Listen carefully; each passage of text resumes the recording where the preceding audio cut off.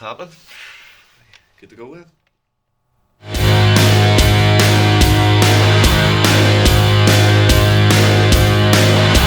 My name's Dylan and I'm one half of Bedroom Community. We're a music promoter focused on the Northern Irish music scene. I think that like in Northern Ireland right now it's a stage of growth, and you know there is just a big gap, you know, between the big bands that are doing well and the little bands that are really starting out. You know, that's why we're promoting to try and fill that middle ground again and get people out to shows for these bands and build their audience as well and get everyone right up to the top instead of having people around the bottom just waiting to move up.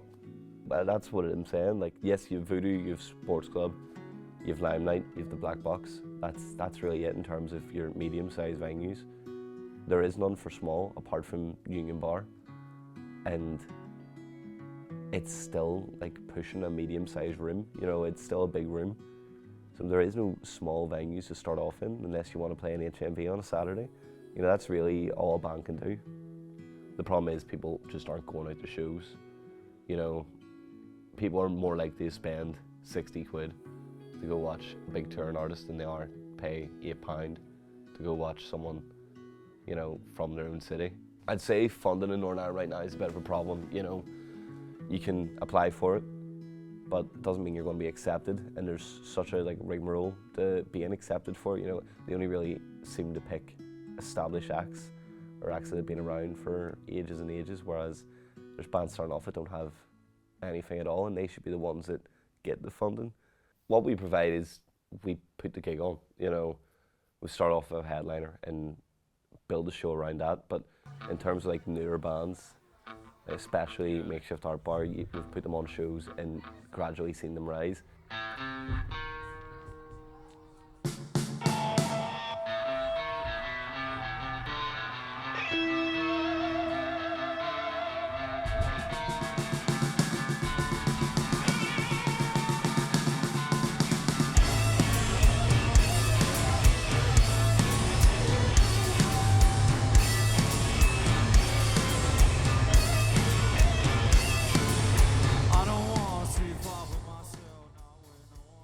I think Belfast is like a very historical, cultural city. Like, of course it is. More so than like some random towns that you'll get in England who have like humongous scenes and all this. Like Belfast, great city. People are great.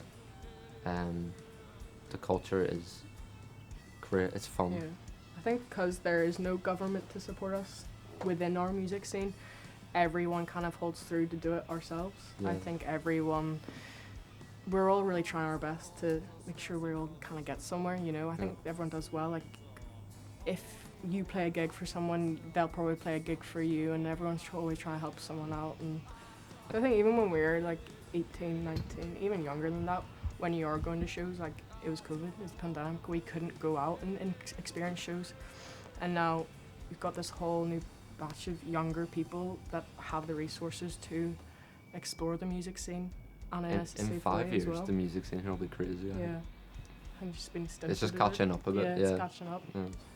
The culture is similar, but maybe the resources are there in Dublin for it to be more like self-sufficient and stuff. Like, if you want to go see a gig in Dublin, there's a multitude of places on maybe any given night that you could walk into with your mates, and there'll be something like of note on.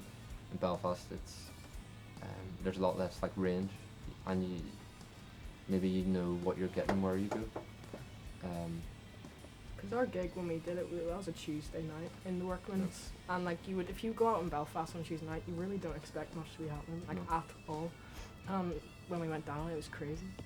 There was so much atmosphere, and as you say, maybe it is the resources and the funding that we can't receive up here to have a more developed music scene. Thank you, we're Malum's Last Discovery. Thank you all for coming down.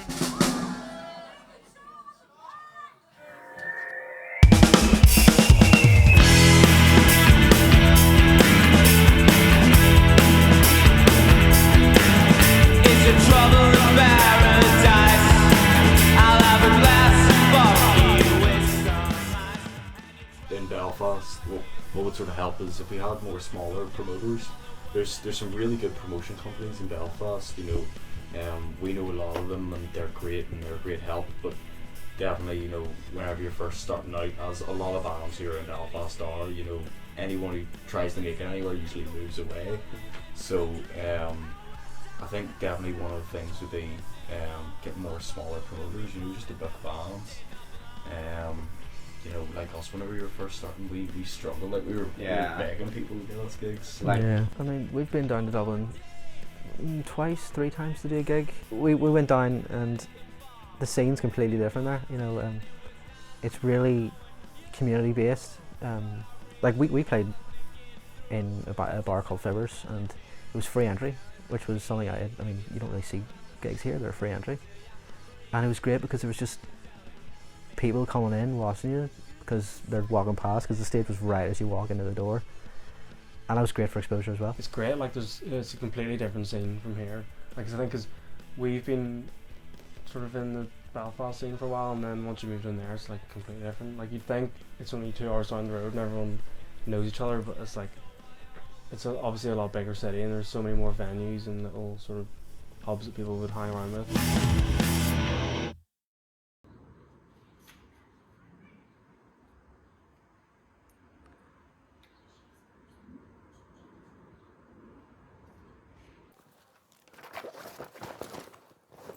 Dylan, where are you going?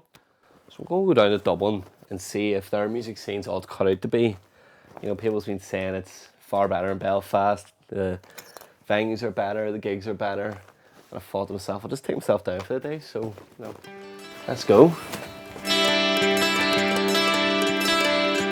My goal here is to elevate the Belfast music scene to the heights of other scenes across the UK and Ireland. Belfast should be a hub for young musical talent to reach their potential. Go to Dublin Day will allow me to see what makes the scene boom and see what I can bring back here. Put your cigarette out on the sand, looked at me and said, it's alright, it's alright. So I walked you home and dragged my heels, looked at you and said, it's alright, it's alright. Honey,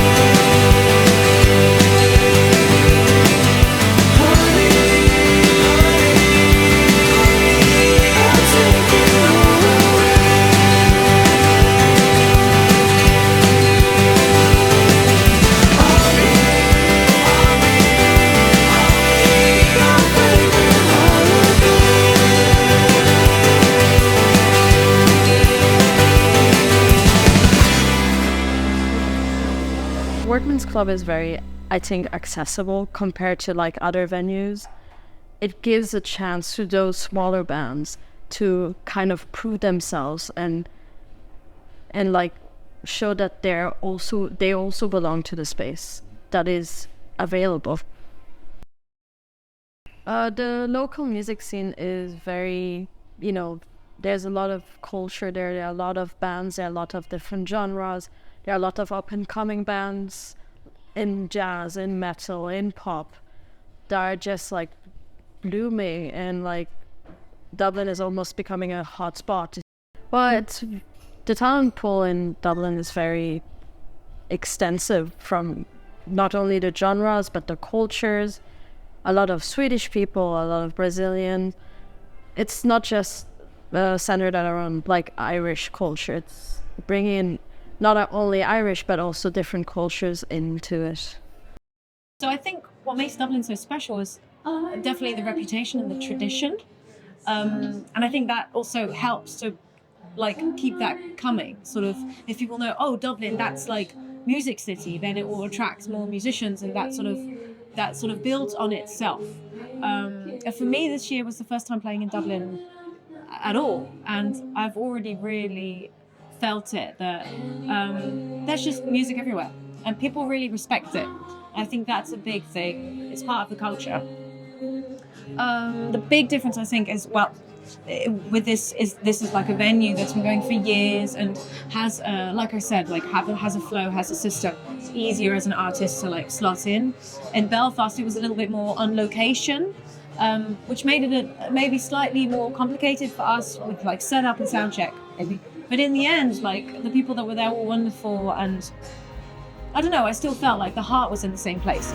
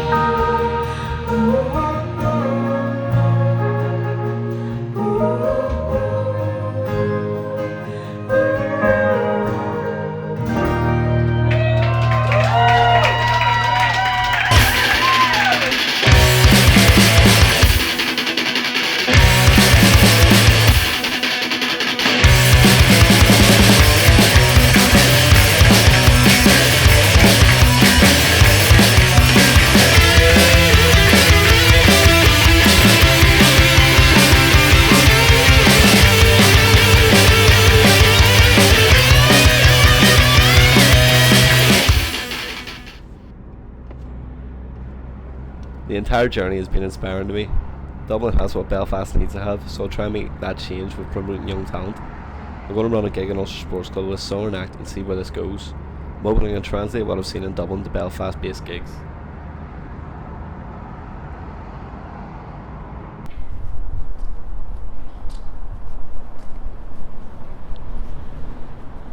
So at the OEM Music Centre, we're known as Belfast's Central Music Hub, but I think that doesn't really describe in very much detail exactly what we do. But very briefly, we are a recording studio, a music venue, an arts exhibition museum, we're a cafe, we're a bar, we're youth outreach, we hold private businesses, we're a meeting space, rehearsal space, and we're good crack.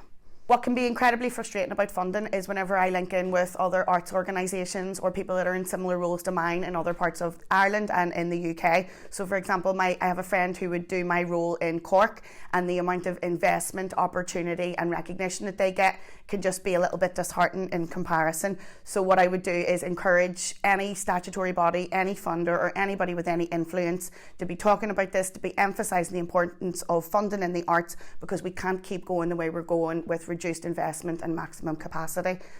So it was nice seeing around the OES Centre there and seeing what it provides for local on-sound acts, providing a space for people that don't really get that space, allowing for all ages events to happen on a weekly basis and just making music happen in Belfast.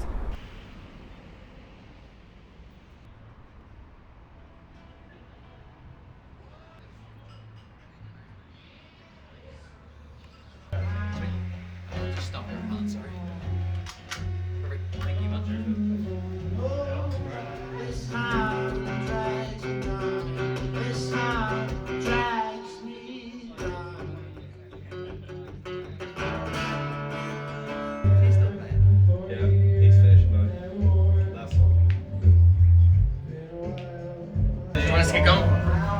Good luck tonight, man. Take it easy, man. Cheers. You and me a couple minutes ago. How about, is there much people in there? Thanks,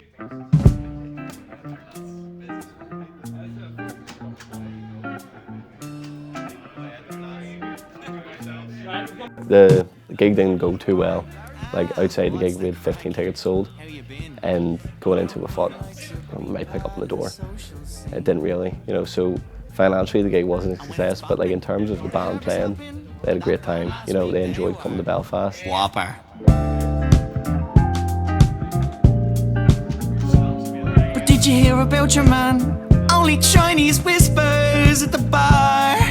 Ah, yes, that's just the old boys. You know, all they want's a good story. Ha, well, they're saying he's the biggest dealer in the town, but we all know he's a bit of a clown. So watch out for the killer. He thinks your man's a sinner, and I just don't think he gets it. I'm feeling like a misfit. So watch out for the killer. He thinks your man's a sinner, and I just don't think he gets it. I'm feeling like a misfit.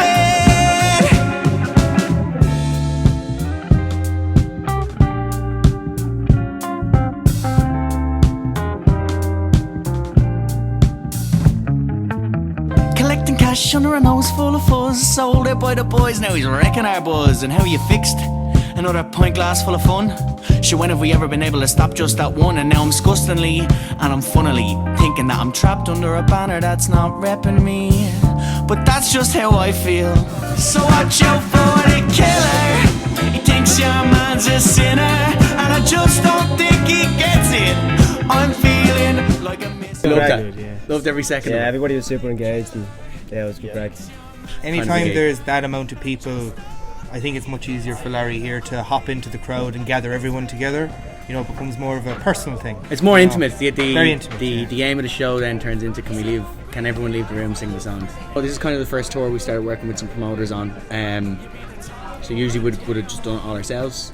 This time, I suppose just more taking a bit of the workload off us. So stuff like selling tickets and having someone doing the door so we can like sell merch and promote the show a bit locally and all that.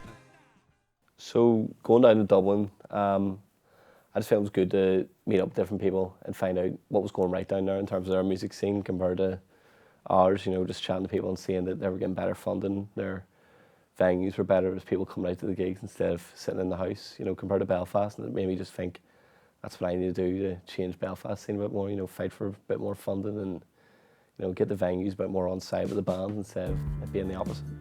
My role is just completely to facilitate bands, put on gigs, and without having the funding to do that, I can't facilitate a thing. You know, the bands can't play gigs, the bands can't put out singles, the bands can't do anything.